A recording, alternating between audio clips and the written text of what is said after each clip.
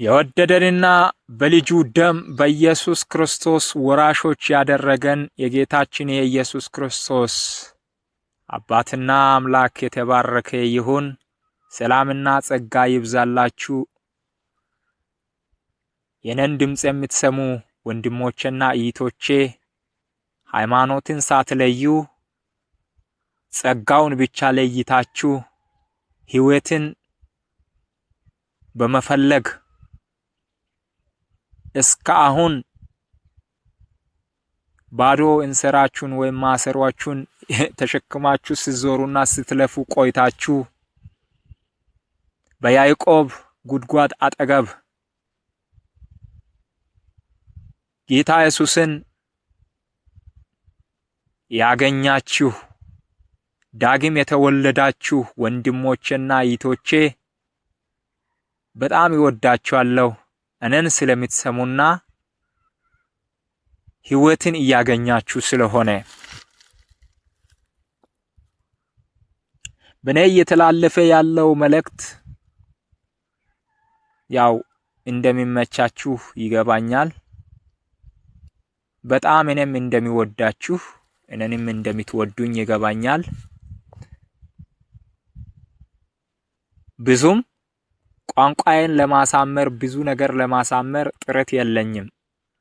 በቃ በሚገባችሁ ቋንቋ በዚሁ ተረዱ።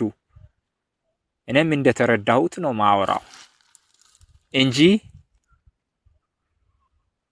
ለማሳመር የማስተማር ዘዴ ስነ ዘዴ ምናምን ብዬ ለፍቼ ከዛ ብዬ አምጥቼ አይደለም። ቃሉን እናንተ ወርዳችሁ በደንብ እንድታነቡ እፈልጋለሁ። መጽሐፍ ቅዱስ ጥቅሶችን በብዛት እየጠቀስኩ አይደለሁም። መጽሐፍ ቅዱስ ጥቅሶችን ከዚህ በፊት ብዙ ለእናንተ ተጠቅሶላችኋል። መጽሐፍ ቅዱስ ውስጥ ያለው እውነታንም ሰምታችኋል። መኖር ላይ ነው እስካሁን ለሁላችንም ከብዶን መከራ ያየነው። ስለዚህ ወደ መኖር ነው። መኖር እንዴት ቃሉን እንኖራለን፣ እንዴት የዕለት እንጀራ እናደርጋለን የሚለው ላይ ነው በጣም ትኩረት እያሳየሁ ያለሁት። ስለዚህ ያው ዮሐንስ ወንጌልን ነው እንደ መግቢያ አርጌ የተነሳሁት። መወለድ የሚለውን ባለፈው ቪዲዮአችን ላይ ተመልክተናል። አስፈላጊ ነገር ነው። ያልተወለደ ምንም መስራት አይችልም። አው ልክ ነው እያልኩ ያለሁት። አስቡ አሁን አንተ እኔን እየሰማ ያለ አንተ ወይ አንቺ ወይ እናንተ ወደዚህ ምድር ባትመጡ ኖሮ ትሰማላችሁ? እሺ ካልተወለዳችሁ የሆነ ነገር ማየት ትችሉ ነበር ወይም ያላችሁበትን ሀገር ታውቁ ነበር? ብዙ ሰዎች የሆነ ምቾት ውስጥ ከተወለዱ እኔ ታድዬ እንደዚህ ያለ ቤተሰብ ወይም ምቾት ውስጥ እንደዚህ ያለ ከተማ እንደዚህ ያለ ሀገር ውስጥ ተወለድኩኝ እኔ ታድዬ ይላሉ። ደግሞ አንዳንዶቹ ደግሞ እድለ ቢስ ሆኜ እኔ በዚህ ገጠር ውስጥ እንደዚህ ባለ ሁኔታ ውስጥ ድሃ ቤተሰብ ውስጥ እንደዚህ አስቸጋሪ በማይመች ሁኔታ ውስጥ ተወለድኩኝ ይላሉ። እድለ ቢስ ሆኜ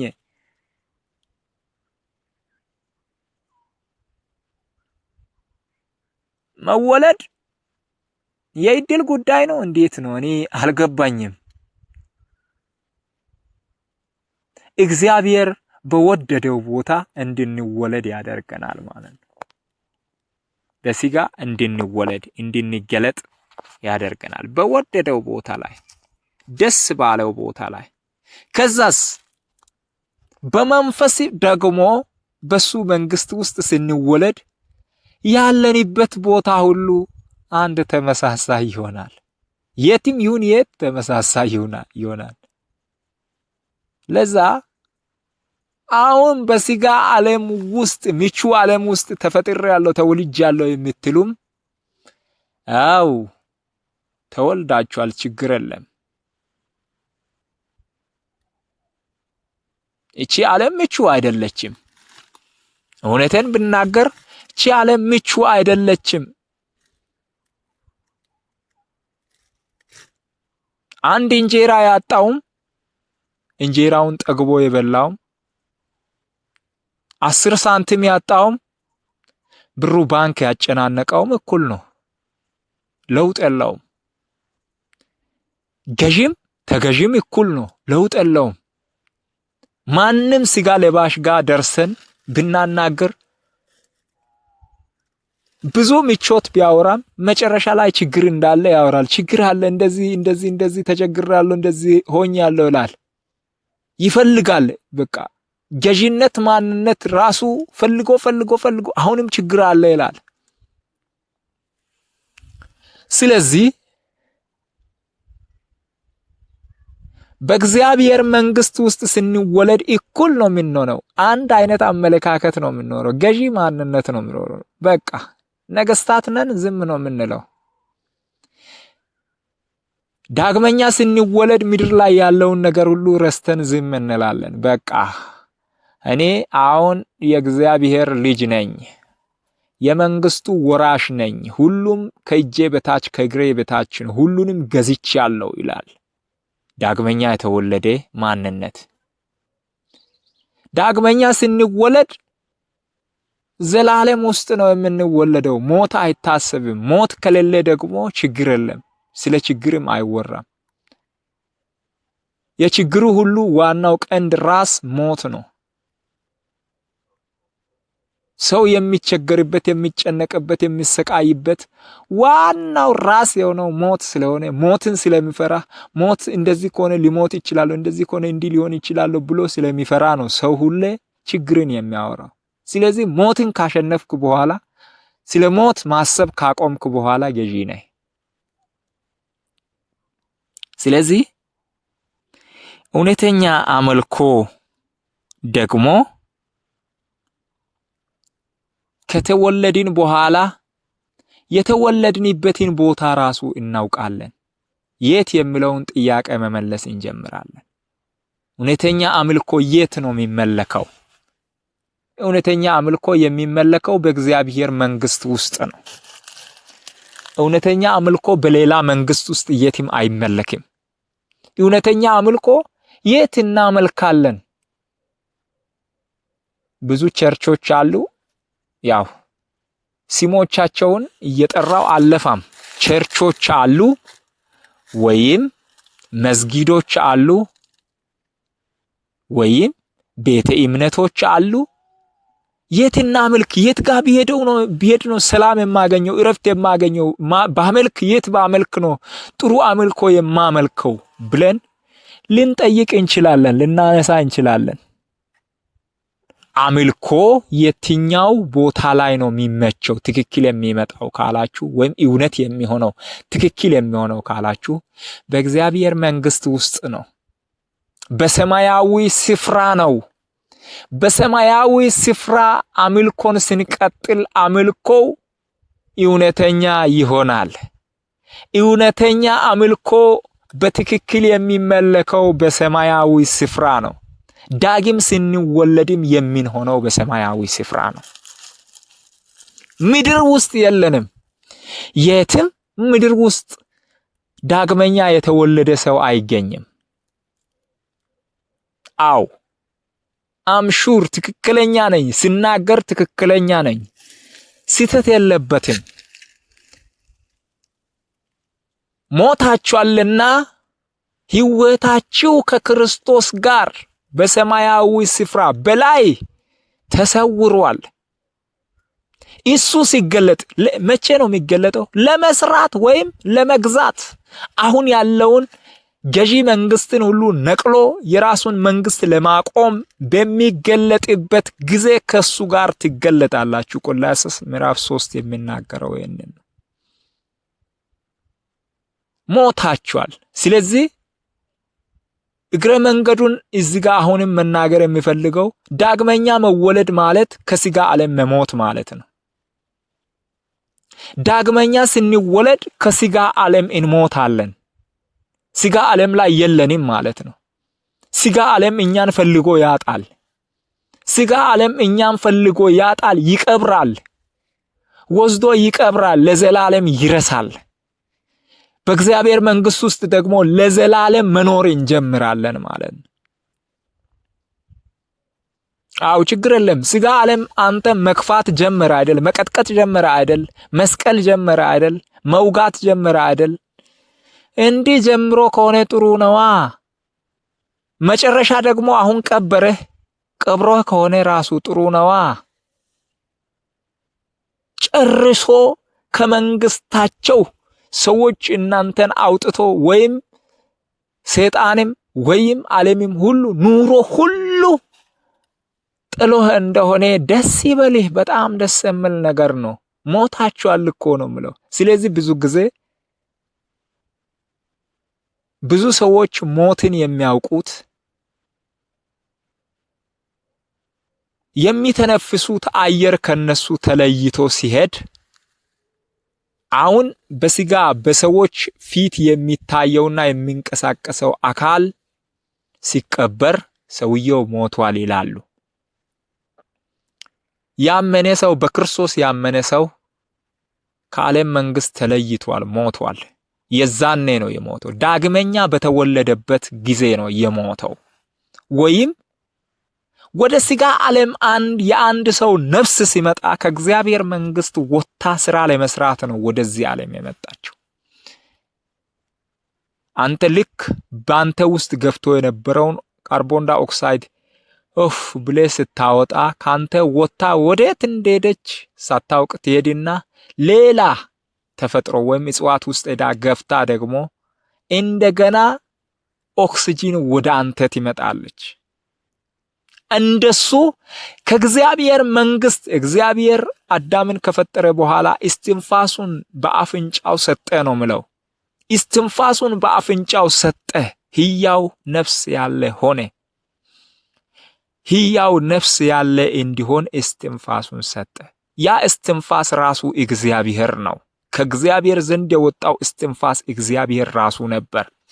ያን እስትንፋስ ደግሞ እግዚአብሔር ስራ እንዲሰራ፣ እንዲያከናውን፣ እንዲያበጅ እሱንም እንዲያሳርፍ አወጣ። ከራሱ ቃል ነበር።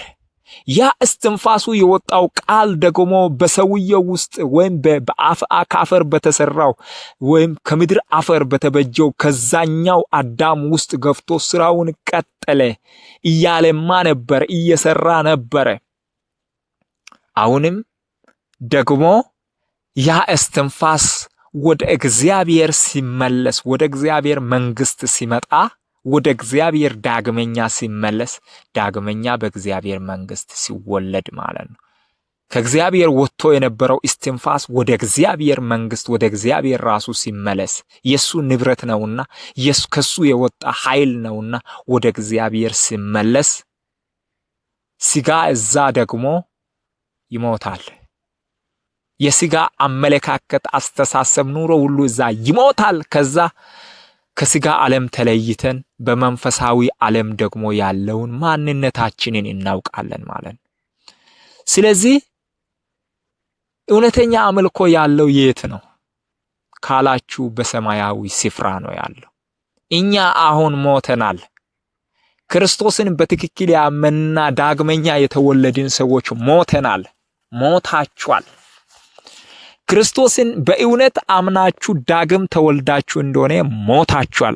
አበቃ፣ በቃ አከተመ። ምድራዊ ነገር አከተመ። በትክክል ማመናችሁን ካረጋገጣችሁ እውነተኛ አምልኮውን እዚህ ትጀምራላችሁ። እውነተኛ አምልኮ እስትንፋስ ነው ብያለሁ።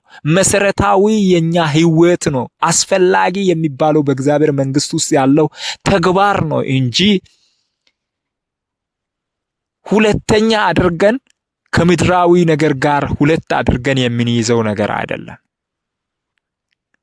አንዱን ጭራሽ አጥፍተን ሌላኛውን የምንቀበለው ነው። ጭራሽ ሁሉንም ትተን ሌላኛውን ደግሞ ጭራሽ ሁሉንም የምንቀበለው ነው እንጂ አንዱን ተቀብለን አንዱን በዚህኛው አንዱን በዚህኛው እጅ ይዘን የምናስጉዘው በኪሎ ላይ አስቀምጠን የምናስጉዘው ነገር አይደለም።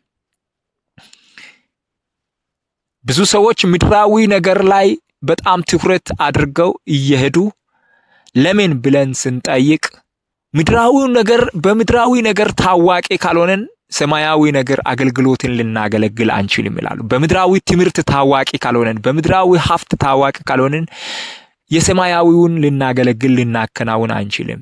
ጭራሽ አይደለም። ምድር ላይ ታዋቂ መሆን የሰማይን ሊገልጽ አይችልም። ሰማያዊ ኑሮ እኛ ራሳችንን እዛው ተወልደን መኖር ስንጀምር የሌላ ሀገር ዜጋ የነበረው ወደዚህ ዜግነት ሲመጣ እኛን መስሎ ቁጭ ይላል ማለት ነው። የሰማይ ዜጋ የሆነ ክርስቶስ ምድራዊ ዜጋ በሆኑ ሰዎች መካከል መጥተው አስተምሮ ለወጣቸው። 12ቱን ደቀ መዛሙርትን ለወጣቸው። ዳግመኛ ወለደ። እነሱን ቀረጸ። በምድር ከነበራቸው ዓላማ ሁሉ አእምሯቸው የምድርን ሁሉ ትቶ ሞተ። ደግሞ የሰማይን ሙሉ በሙሉ ተቀብሎ ደግሞ ማደግ ጀመረ፣ መሄድ ጀመረ፣ ማከናወን ጀመረ። አምልኳቸውን የት አደረጉ? በኢየሩሳሌም ትልቁ ቤተ መቅደስ ውስጥ አይደለም። አምልኳቸውን የትም አደረጉ። የሆነ ቸርች ላይ ገቡ፣ ለውጥ የለም። የሆነ ቦታ ላይ ገቡ፣ ለውጥ የለም። መስጊድ ላይ ገቡ፣ ለውጥ የለም። ምኑ ላይ ገቡ፣ ለውጥ የለም። ተራራ ላይ ወጡ፣ ለውጥ የለም። ገጠር ኖሩ፣ ለውጥ የለም። ከተማ ኖሩ፣ ለውጥ የለም። ቴክኖሎጂን ተጠቀሙ፣ ለውጥ የለም። ቴክኖሎጂን አልተጠቀሙ፣ ለውጥ የለም። ተመሳሳይ ህይወት ይኖራሉ። ወንጌልን ለማስተላለፍ ሲፈልጉ ባላቸው በውስጣቸው ያለውን እውነት አውጥተው ይናገራሉ እንጂ እንዲህ ካልሄድኩ ለሰዎች አይገባም ብለው አይለፉም። እኔ አሁን አልለፋም። ለምን ለፋለሁ? ገባችሁ? መንፈስ ቅዱስ በልባችሁ የገባውን እውነት ያሰፋል። ካልገባችሁስ እስኪገባችሁ ድረስ የናንተን ፍላጎት ይፈልጋል። ምድራዊነትን እየናቃችሁ መሄድን ይፈልጋል። ህይወት ለመቀበል ያላችሁት የናንተ የልባችሁ ፍላጎትን ይጠይቃል። ስለዚህ የት እናመልካለን ለምትሉ አምልኮ የት ብንሆን ነው? የት ድርጅት ላይ ይላል? የት ምን ላይ? የት ሃይማኖት ውስጥ ምን ውስጥ? የት ቦታ ብንሄድ? አሜሪካ ወይ ብንሄድ ወይ የሆነ ነገር ብንሄድ ወይ ያደገ ሀገር ወይ እንትን በቃ አይባልም። አምልኮ በሰማያዊ ስፍራ ነው የሚመለከው። የትኛው አምልኮ? እውነተኛ አምልኮ። እውነተኛ አምልኮን ስታመልክ ከሰማያዊ ስፍራ አትውረድ። መቼ? ይሁድ ብቻ አይደለም። 60 ሰከንዱን ሙሉ፣ 60 ደቂቃውን ሙሉ፣ 24 ሰዓታቱን ሙሉ፣ ሳምንታቱን ሙሉ አትውረድ። እዛው ሁን። ጌታ ሲገለጥ ከሱ ጋር ትገለጣለህ እንጂ ጌታ እስኪገለጥ ድረስ እዛው ሁን፣ አትውጣ። እውነተኛ አምልኮን ጀምረሃል፣ ከዛ አትውጣ። እዛው ቁም፣ በርታ።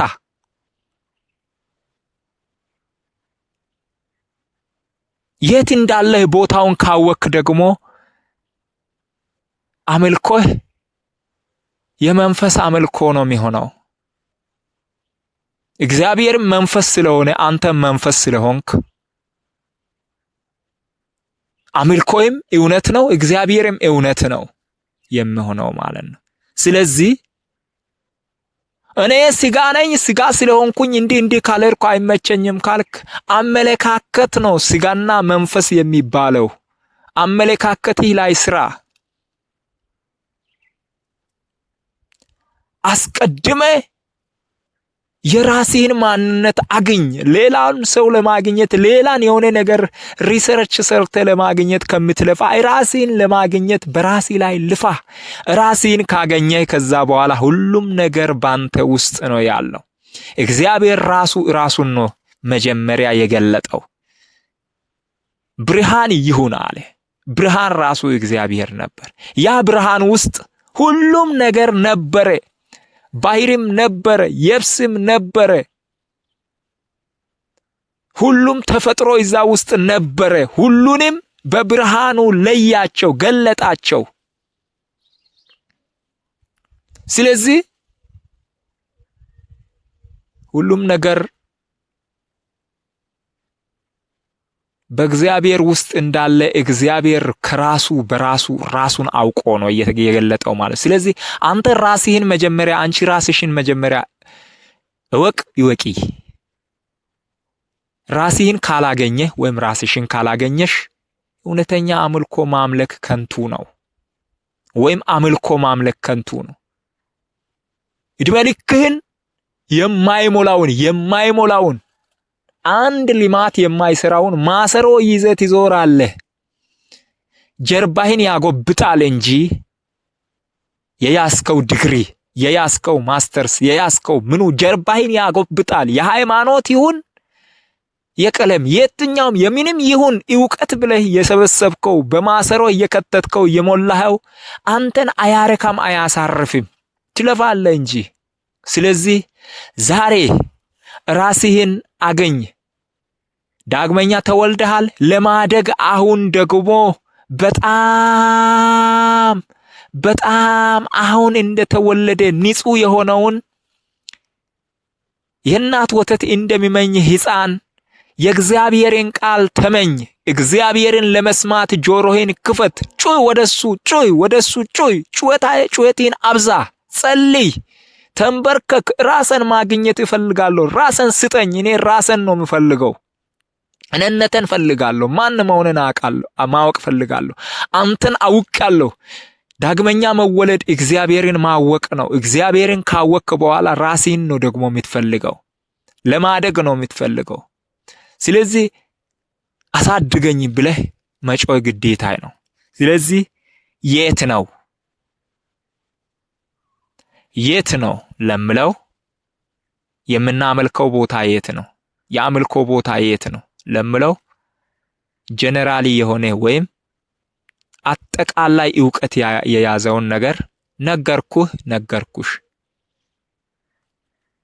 ይህ ደግሞ በሃይማኖት የተገደበ አይደለም። አስቀድሜ ስለዚህ ነገር አንስቼ አውርቻለሁ።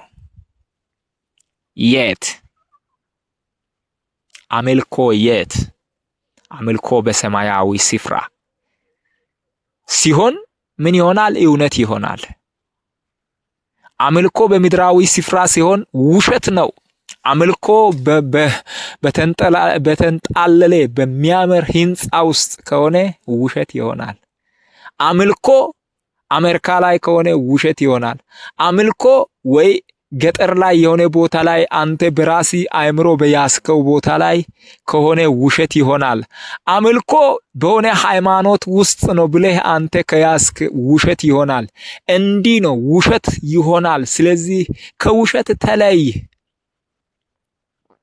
እውነትን ለይ፣ ወደ እውነት ደግሞ ሩጥ፣ ከሱ ጋር ተጣበቂ። ወዳችኋለሁ ሰሞቼ። የእግዚአብሔር ጸጋ ይብዛላችሁ። አንድ እርምጃ ከሰዎች ፈቀቅ ብለናል። እየሄድን ነው፣ እየተጓዝን ነው። አሁን የምታመልኩበትን ቦታ ካሳየሁ ያላችሁበት ቦታ ሁሉ የእግዚአብሔር መንግስት ነው። ሰማይና ምድርን እግዚአብሔር ፈጠረ። የእግዚአብሔር መንግስት ነው። ገዢ ነህና ደግሞ አንተ ባለህበት ቦታ ቆመህ ዓለምን ሁሉ ትገዛለህ። እዛው ሆነ አምልክ፣ እዛው ሆነ ግዛ። ይሄው ዙፋኔ፣ ይሄው የአባቲ ዙፋን ባንተ ውስጥ፣ አንተም ከአባቲ ጋር አንተ ያለህበት ቦታ ነው። እዛው ፓርላማ ላይ አምልኮህን ቀጥል። የት ነው ለምለው አምልኮ የትም ነው። አምልኮ ያለህበት ቦታ ላይ ነው። አምልኮ በሰማያዊ ስፍራ ነው። አሁን የት ነው ያለው? አሁን ያለው ክርስቶስን ተቀብለ ዳግመኛ የተወለድክ እንደሆነ በሰማያዊ ስፍራ ነህ። ከክርስቶስ ጋር በምድራዊ ኑሮ በምድራዊ ስፍራ የነበረውን ማንነት ለቀ ሞተህ ተቀብረህ ተሰቅለህ የሱን ማንነት ሁሉ ተቀብለህ አሁን አብ ባለበት በቀኙ ተቀምጠሃልና እዛ ነው ያለው። እዛው አምልኮህን ቀጥል። እዛ ያለውን አየር መተንፈስ ጀምር። በሰማያዊ ስፍራ ያለው አምልኮ በጣም ምቹ ነው። ጸጋ ይብዛላችሁ። ጌታችን ኢየሱስ ክርስቶስ ይገለጣል፣ ይመጣል። ከሱ ጋር ከክብር ወደ ክብር እንሻገራለን። ማራናታ